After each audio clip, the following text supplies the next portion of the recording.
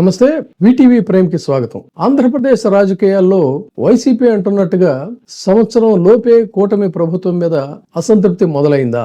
YCP చెప్తుంది అది. కానీ ఇటు టీడీపీ ఆ అనుబంధ పార్టీలు వాళ్ళు చెప్తుంది ఏంటంటే పరిపాలన చాలా అద్భుతంగా ఉంది, గతంలో ఆర్థిక విధ్వంసం జరిగింది, దాన్నంతా కూడా మేము సరిచేస్తున్నాం, చాలా అమోఘం అని చెప్పని అసెంబ్లీ సాక్షిగా వాళ్ళు బ్రహ్మాండమైనటువంటి ప్రకటనలు వాళ్ళు ఇస్తున్నారు.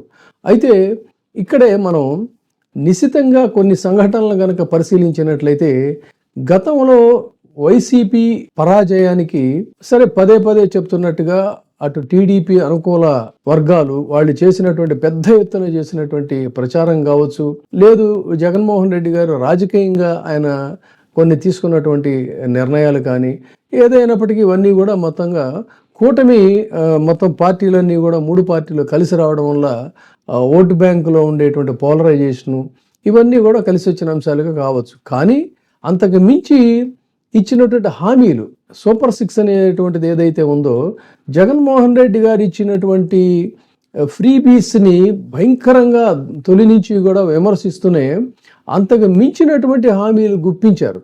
వాటిని జనాలు నిజమే అని చెప్పని భ్రమించిన తర్వాత ఆ భ్రమలన్నీ కూడా ఇప్పుడు తొలగిపోతున్నటువంటి నేపథ్యంలో వైసీపీ అనుకూల వర్గాలు చెప్తుంది పదే పదే ఏంటంటే సూపర్ 6 హామీలను తొంగలోకి తెక్కారు, వాళ్ళని మోసం చేశారు అని చెప్పని. కానీ ఇక్కడ జాగ్రత్తగా గమనించాల్సింది ఏంటంటే దిగువ మధ్య తరగతికి సంబంధించినటువంటి వాళ్ళు, అదో జగత్ సహోదరులు, తర్వాత ఇంకా కొన్ని వర్గాలు ఇవన్నీ కూడా ఎప్పుడు కూడా స్టాండర్డ్ ఓటు బ్యాంకుగానే వైసీపీకి ఉన్నాయి. ఆయనకు వచ్చిన తేడా ఎంత? వైసీపీకి వచ్చిన పర్సంటేజ్ అంటే 10%.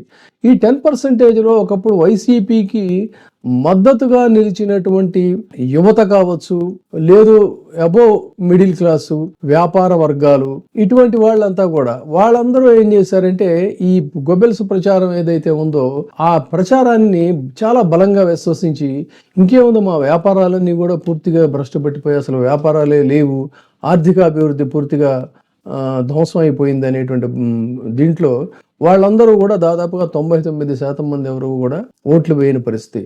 యువత ప్రత్యేకించి యువత కూడా నిజమే మొత్తం అసలు ఎంప్లాయ్మెంట్ లేదు, డెవలప్మెంట్ లేదు అని ఆ ప్రచారాలని బలంగా విశ్వసించారు. అందుకని చెప్పని వాళ్ళు కూడా దూరమయ్యారు.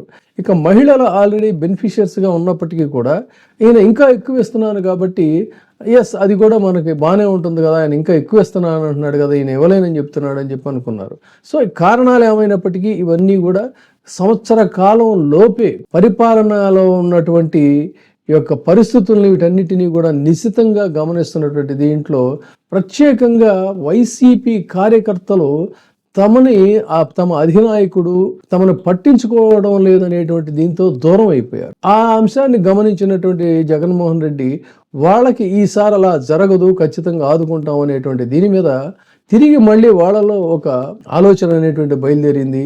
నాయకుడు చెప్పినటువంటి మాటలను విశ్వసించారు. ఫలితంగా ఈ రోజున జగన్మోహన్ ఎక్కడికి వెళ్ళినా కూడా అపూర్వమైనటువంటి ఆదరణ అనేటువంటిది అయితే అద్భుతంగా కనిపిస్తున్నటువంటి మాట వాస్తవం. ఆ సంగతి అలా ఉంచినట్లయితే ఈ దగా పడినటువంటి వర్గాల సంగతి ఇలా ఉంచినట్లయితే వాళ్ళలో గూడు కట్టుకున్నటువంటి అసంతృప్తి ప్రత్యేకంగా ఈ రోజున గమనించాల్సింది ఏంటంటే ఇక రైతు వర్గాలు కావచ్చు, విద్యార్థులు కావచ్చు, మహిళలు కావచ్చు, వీళ్ళందరిలో కూడా ఒక అసంతృప్తి గూడు కట్టుకుంటూ ఉంది. వాటన్నింటికంటే కూడా ముఖ్యంగా యువతలో, ఎడ్యుకేటెడ్ యూత్లో ఒక పెనుమార్పు అనేటువంటిది ముందుగా మొదలైందని చెప్పాలి. ఎక్కడైతే యువతలో మార్పు అనేటువంటిది వస్తుందో ఆ అనేక రకాలైనటువంటి చరిత్రలు కనుక తిరగేస్తే అన్ని చోట్ల కూడా యువజన ఉద్యమాలు, కార్మిక ఉద్యమాలే ప్రభుత్వాల యొక్క తలరాతలు మార్చాయనేటువంటిది వాస్తవం. ఆ పరిస్థితుల్లో ఈ ప్రభుత్వం ఇంత బలంగా ఉన్నప్పటికీ కూడా ఒక ఆసక్తికరమైన సంఘటన ఇప్పటికే సరే అన్నిట్లు కూడా వచ్చేసాయి. నరసరావుపేట టీడీపీ ఒక ప్రైవేట్ కాలేజీ, ఇక్కడ గమనించాల్సింది ప్రభుత్వ కాలేజీ కూడా కాదు, ప్రైవేటు కాలేజీలో జరుగుతున్నటువంటి ఒక కార్యక్రమంలో టీడీపీ నాయకుడు నల్లపాటి రాము సరే వాళ్ళకి ఎప్పట్లాగే జగన్మోహన్ రెడ్డికి ఏ సభ జరిగినా 10 మంది కనిపించారంటే జగన్మోహన్ రెడ్డిని తిట్టడం అనేటువంటిది వాళ్ళకి అలవాటు అయిపోయింది. కాబట్టి అక్కడ కూడా అదే ప్రకారంగా మాజీ ముఖ్యమంత్రి జగన్మోహన్ రెడ్డి అని ప్రారంభించాడు. ఆయన ఏం చెప్పదలుచుకున్నాడో కూడా తెలియదు. కానీ ఇన్స్టాంట్ గా ఆ ప్రైవేట్ కాలేజీలో, టీడీపీకి అనుకూలమైనటువంటి కాలేజీలో పెద్ద ఎత్తున యువ గళాలు శరమెత్తాయి. ఒక్కసారిగా ఏదో సర్ది చెప్పబోతున్నాడు, తడబడ్డాడు, అదని ఇదని ఏదో మాట్లాడిపోయాడు. అసలు మాట్లాడే పరిస్థితి కూడా లేకుండా మొత్తంగా కూడా ముక్త కంఠంతో వాళ్ళంతా కూడా జగన్మోహన్ రెడ్డి గారిని అనుకూల నినాదాలు ఇవ్వడం, సీఎం జగన్ అని చెప్పిన మాట్లాడటం, ఇది చూసేసరికి ఆ వేదిక మీద ఉన్నటువంటి టీడీపీ నాయకుల మొహాలన్నీ పార్లమెంటు సభ్యుడితో సహా మొత్తంగా తెల్లబోయినాయి అని చెప్పాలి. ఇప్పుడు మొన్న జగన్ గారు చెప్తా ఉన్నాడు, మాజీ ముఖ్యమంత్రి గారు,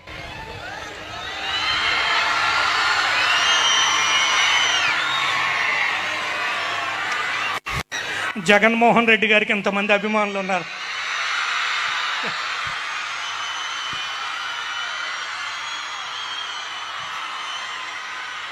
ఓకే ఓకే, నేను ఎందుకు చెప్తున్నానంటే ఇదే ఇదే ఇదే ఇదే చెప్పబోతున్నా మీకు, ఇదే చెప్పబోతున్నా. ఈ పిచ్చి వద్దు మనకి, ఈ పిచ్చే మనకు వద్దు. అంటే ఇది ఒక మార్పుకి సంకేతం. అక్కడ కేవలం ఒక ప్రాంతంలో జరిగిన సంఘటనగా దీన్ని కొట్టిపారేయడానికి వెళ్ళలేదు. ఇది మార్పు. కూటమి ప్రభుత్వం మీద యువతలో, ముఖ్యంగా విద్యార్థుల్లో వచ్చినటువంటి ఒక పెను మార్పుకి ఇది సంకేతంగా దీన్ని తీసుకోవాల్సినటువంటి అవసరం ఉంది. అంతేకాదు, యువతలో మార్పు వచ్చింది అనడానికి ముఖ్యంగా ఇటీవల కాలంలో ఒక సినిమా గురించి, ఆ సినిమాలో సరే అతను ఎవరో కామెడియన్, అందరి మీద కూడా నోరు బారేసుకుంటాడు, అతనికి నోటి దురుస్తనం అనేటువంటిది బాగా ఎక్కువ. చెలరేగిపోయి ఏం చేశాడు, 11 మంది అసెంబ్లీ సభ్యులని పరోక్షంగా 11 గొర్రెలు అని చెప్పిన ప్రస్తావించాడు. అతగాడి యొక్క మాట తీరు, అతని యొక్క వదరబోతుతనానికి స్పందించినటువంటి సోషల్ మీడియా, వైసీపీ అనుకూల వర్గ సోషల్ మీడియా ఒకవైపేమో తప్పుడు కేసులతో, అక్రమ కేసులు బనాయించి వాళ్ళని ఇష్టారాజ్యంగా దాన్ని నలిపివేయాలి, తొక్కివేయాలని చెప్పని నిరంతరంగా సాగుతున్నప్పటికీ కూడా పెద్ద ఎత్తున సోషల్ మీడియా ఈ సినిమా గురించి ఒక వ్యతిరేక ప్రచారం చేయడం ఫలితంగా ఆ సినిమా ఒక డిసాస్టర్గా మిగిలిపోయింది. కూడా ఇది కూడా ఏంటంటే ఒక చైతన్యానికి ప్రతీకగానే తీసుకోవాలి. అక్కడ మొదలైనటువంటిది ఈ కాలేజీలో ఈ యువత నిరసనగా ధిక్కార స్వరాలు అనాలి, ఒక రకంగా నిరసన గళాలు కూడా కాదు, ధిక్కార స్వరాలు వినిపిస్తున్నటువంటి పరిస్థితి. ఈ ధిక్కార స్వరం రేపటి జగన్మోహన్ రెడ్డి యొక్క ఉద్యమాలు, ఆయన టేకప్ చేసేటువంటి ఉద్యమాలకి కానీ ప్రత్యక్ష రాజకీయాలకి ఇది ఒక సంకేతంగా భావించాలంటే, దీన్ని బట్టి కూటమి తాము చేసినటువంటి ప్రామిసెస్ ఏ విధంగా అయితే బ్రీచ్ చేశారో వాటి ఫలితమే ఇది అనేది అనుకోవాలి.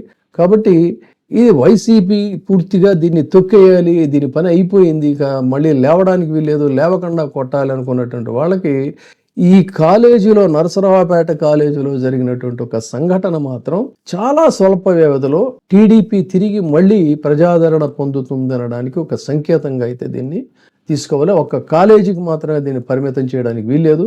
ఆ విధంగానే ఎక్కడ ఏ రకంగానైనా సరే జగన్మోహన్ రెడ్డి గురించి అవాకులు చవాకులు పేలేటట్టయితే మరి వైసీపీ దళాలు కూడా గతంలో ఆ పని చేయాల. ఇప్పుడు ఏం చేస్తున్నారు, వైసీపీ అనుకూల మీడియా కూడా ఇన్ని రకాల బూతులు మాట్లాడారు, అన్ని రకాల బూతులు మాట్లాడారు.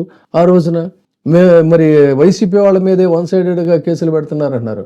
మరి అన్ని రకాల బూతులు మాట్లాడినప్పుడు, అంతగా చెలరేగిపోయి బహిరంగ విమర్శలు చేసినప్పుడు ఏదో అందరూ గుడ్ సమరిటన్ లాగానే అటు జగన్మోహన్ రెడ్డి గారు లేకపోతే ఒక అన్నీ మనం టాలరేట్ చేస్తామనే టైప్లో ఉండబట్టే ఈ పరిస్థితి వచ్చింది. కాబట్టి ఇక ముందు వైసీపీ శ్రేణులు బహుశా జగన్మోహన్ రెడ్డి గారు చెప్పినా కూడా వాళ్ళు కంట్రోల్ అయ్యే పరిస్థితి లేదనుకుంటాను. ఆ సంకేతంగానే ఇవాళ వాళ్ళు అంత ధైర్యంగా ప్రైవేట్ కాలేజీలో తమ నిరసన గళాలను వినిపించారంటే రేపటి బహిరంగ సభల్లో కూడా, రేపటి అనేక కార్యక్రమాల్లో కూడా బహుశా కూటమి నేతలు ఈ రకంగా బహిరంగంగా తిరగడానికి, మాట్లాడటానికి కొంచెం ఇబ్బంది పడేటువంటి పరిస్థితులు వచ్చాయనేది మాత్రం చెప్పక తప్పదు. ఇప్పుడే సబ్స్క్రైబ్ చేయండి, లైక్ చేయండి, షేర్ చేయండి. VTV ప్రైమ్, నీ ఉత్తమాభిరుచుల సమ్మేళనం.